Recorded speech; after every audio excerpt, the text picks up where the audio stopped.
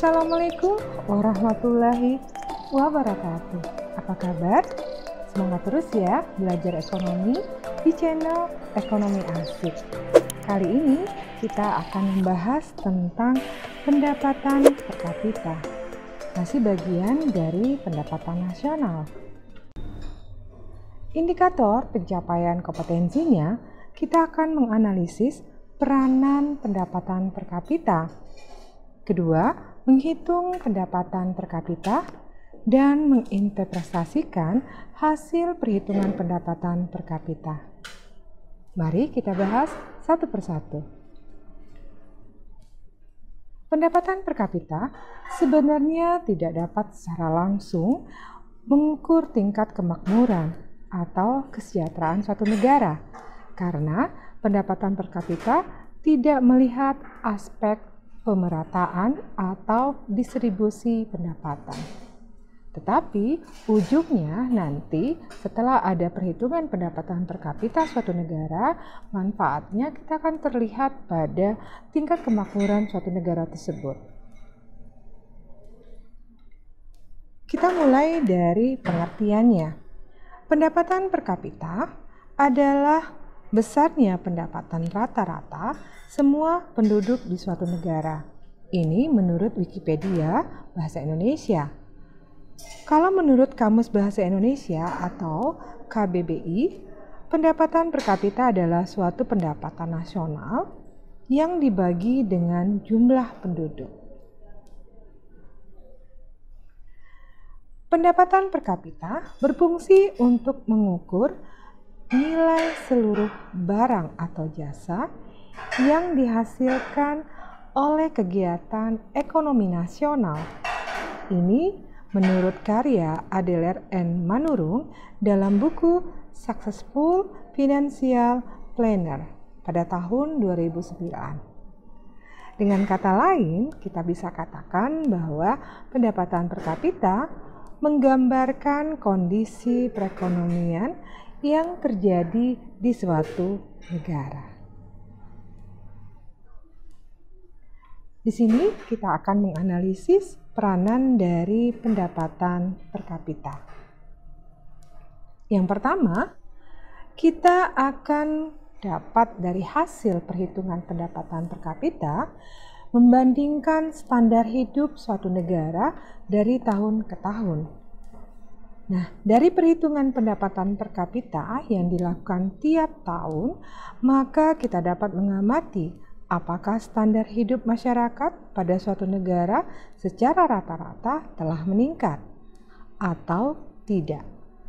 Pendapatan per kapita yang meningkat merupakan salah satu tanda bahwa rata-rata kesejahteraan penduduk telah meningkat. Suatu wilayah dengan pendapatan per kapita yang tinggi akan memiliki tingkat standar atau living berarti standar hidup yang tinggi dan mencerminkan kualitas hidup yang mewah. Standar hidup ini artinya tidak hanya kesejahteraan, dilihat dari pendidikan, dari kesehatan, terus umur ekonomis. Yang kedua, untuk data perbandingan tingkat standar hidup satu negara dengan negara lain. Kalau yang tadi dalam satu negara, tapi tiap tahun. Kalau yang kedua, dengan data pendapatan per kapita, kita dapat membandingkan standar hidup antar negara. Jadi dari suatu negara dengan negara lain. Dari perhitungan pendapatan per kapita, suatu negara dikelompokkan oleh Bank Dunia dalam kelompok pendapatan per kapita yang rendah, menengah, bawah, menengah, dan menengah atas dan tinggi. Jadi ada 4 ya, rendah, menengah bawah, menengah, menengah atas, dan tinggi. Ini menurut perkelompokan dari Bank Dunia. Apabila suatu negara mempunyai angka perhitungan pendapatan per kapita yang tergolong tinggi, maka negara tersebut akan dipandang sebagai sebuah negara yang makmur oleh negara lain di seluruh dunia. Suatu kebanggaan, kita misalnya dikatakan termasuk oleh Bank Dunia negara yang maju. Yang ketiga adalah sebagai indikator perekonomian, terutama dalam hal pembangunan negara. Sehingga terjadinya salah satu alat penting dalam dunia ilmu ekonomi. Dengan adanya perhitungan pendapatan per kapita yang tinggi menunjukkan pembangunan yang telah dilakukan oleh pemerintah telah berhasil. Yang keempat, melalui perhitungan pendapatan per kapita, negara bisa mengambil kebijakan. Nah, setelah perhitungannya, kita akan mengevaluasi atas kebijakan yang diambil atau di bidang ekonomi yang akan diambil secara tepat. Pemerintah dapat melakukan evaluasi apabila kebijakan yang diambil dapat berdampak efektif dalam meningkatkan kesejahteraan masyarakat atau tidak. Sekarang kita lanjut pada komponen yang mempengaruhi pendapatan per kapita. Pertama, jumlah penduduk.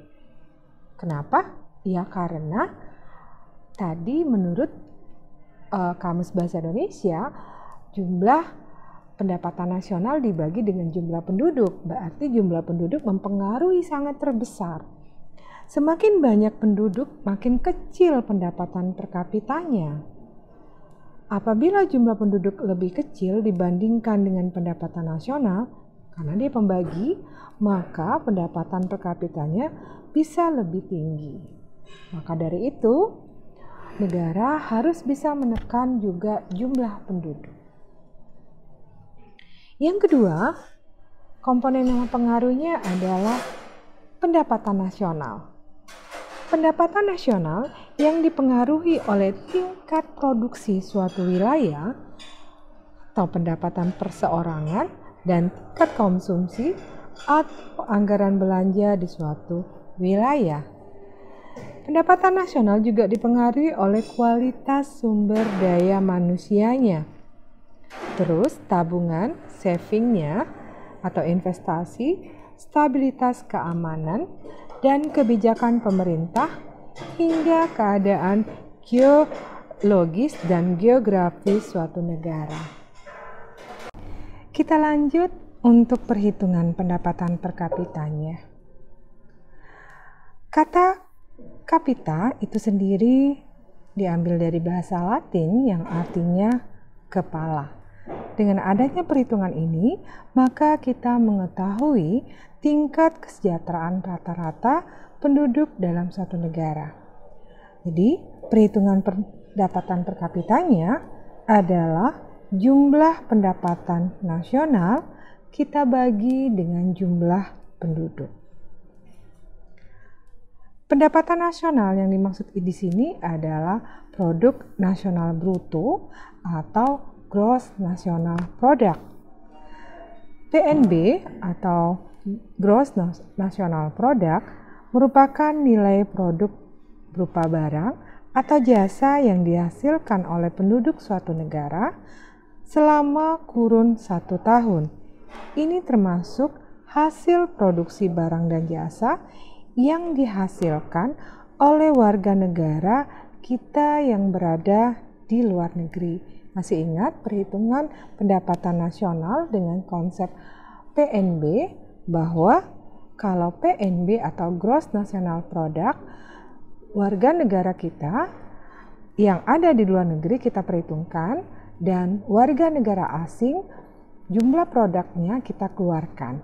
Maka kita akan mengetahui pendapatan nasional berapa, nanti kita bagi dengan jumlah penduduk. Nah, di sini artinya perusahaan asing harus kita keluarkan ya. Berikut 2 metode yang biasa digunakan. Yang pertama, dengan harga yang berlaku. Nilainya kita tidak akan mencari dari mana harga yang berlaku, tapi kita harus tahu dulu Metode yang biasa digunakan adalah berdasarkan harga yang sedang berlaku yang dipengaruhi faktor-faktor produksi dan permintaan sehingga tidak tetap. Kalau harga tetap atau konstan, harga yang ditentukan pemerintah dalam waktu jangka tertentu. Masuk contoh soal. Berikut ini adalah komponen-komponen pendapatan nasional. Di sini ada data GNP-nya, ada produk nasional warga negara asing yang ada di dalam negeri, dan ada produk warga negara kita yang di luar negeri, ini nilainya. Dan data penyusutan transfer payment dan pendapatan personal income. Jika jumlah penduduknya adalah 10 juta jiwa, maka kita akan menghitung berapa pendapatan per kapitanya. Tapi data ini tidak semua kita pakai ya. Kita jawab, GNP, Gross National Product-nya itu sebesar 65.000 miliar. Kita tambahkan dengan produk warga negara kita yang di luar negeri, dan kita kurangkan dengan warga negara asing yang di dalam negeri. Nilainya mendapatkan GNP-nya atau Gross National Product-nya 55.000 miliar. Ini kita untuk mempermudah nilai uangnya. Nah, kita masukkan ke pendapatan per kapita. Ini rumusnya. Pendapatan per kapitanya kita tadi dapat pendapatan nasional GNP-nya 55.000 miliar, kita bagi dengan 10 juta jiwa. Akhirnya kita mendapatkan pendapatan per kapitanya sebesar 5.500.000 rupiah.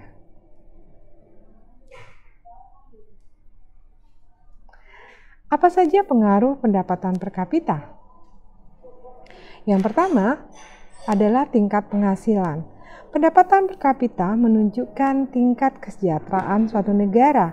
Ini menunjukkan pula bagaimana tingkat penghasilan pekerja di negara tersebut. Semakin tinggi pendapatan per kapita, berarti semakin tinggi pula tingkat penghasilannya. Yang kedua adalah biaya hidup.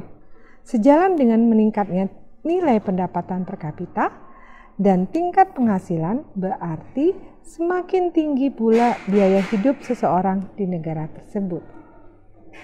Dan yang ketiga adalah lapangan pekerjaan. Dengan memiliki pendapatan per kapita yang tinggi, tentu akan menarik berbagai pihak untuk berinvestasi di suatu negara. Oleh karenanya, akan terbuka berbagai lapangan pekerjaan jika pendapatan tersebut meningkat. Dan yang terakhir adalah kesejahteraan.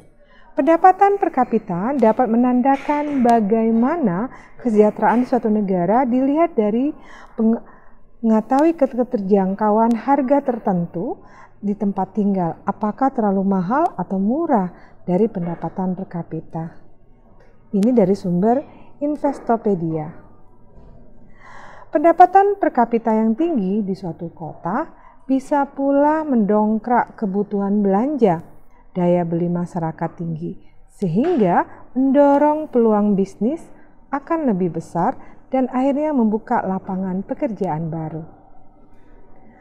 Pendapatan per kapita sebenarnya tidak dapat secara langsung mengukur tingkat kemakmuran atau kesejahteraan suatu negara, karena pendapatan per kapita tidak melihat aspek pemerataan atau distribusi pendapatan. Tapi pendapatan per kapita menjadi tolak ukur akan kesejahteraan suatu negara dan dilihat lagi distribusi pendapatannya di negara tersebut. Kalau pendapatan per kapitanya tinggi dan distribusinya juga merata, barulah bisa dikatakan negara itu negara yang sejahtera.